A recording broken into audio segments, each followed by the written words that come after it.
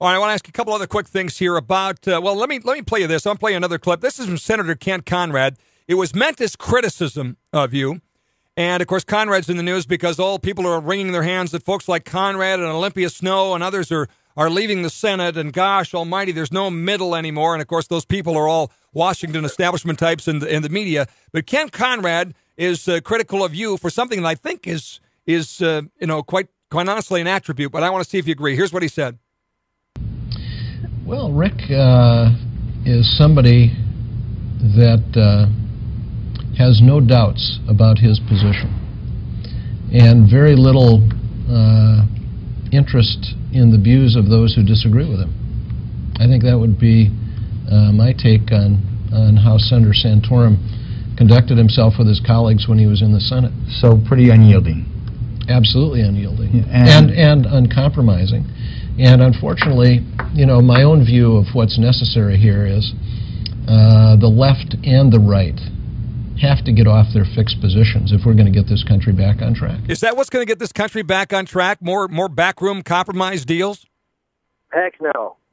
Principled compromise, of course, is an important thing, but principles based on being out there with the public, articulating the vision, and doing things like welfare reform, which, by the way, I think Kent Conrad voted for, which I managed that bill. So, and that transformed the entire welfare system in this country, like health savings accounts, a conservative idea. Yes, I was uncompromising. We continue to push, but you know what? We got people to join us and get it done. You have to stand up for your principles. That's what leadership is about. It's about motivating people to join you, to find that, see if you can get people to join your team and persuade them. Unyielding in things that I absolutely believe are.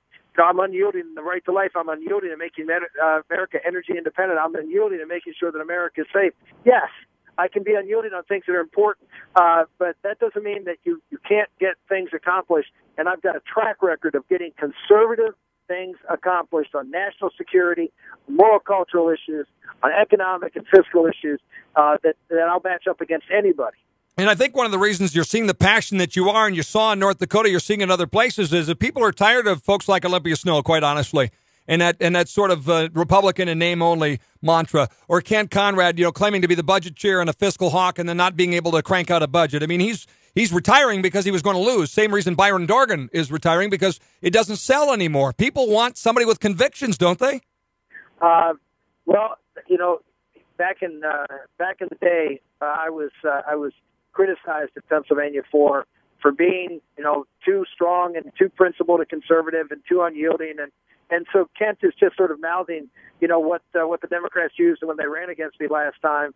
And it's funny because what Governor Romney is out there saying is, he's not a real conservative.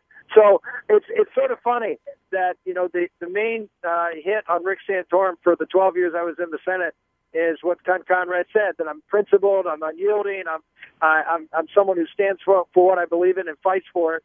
And then Governor Romney, a Massachusetts moderate who put in Romney Care, who ran as a pro-choice candidate, a strong supporter of gay rights, someone who was, increased taxes, expanded the size of government, and now I'm not the conservative in the race. This is why people look at Mitt Romney and say, who is he? Because he's not. He's trying to be something that he isn't, instead of standing up for what he believes in. And we're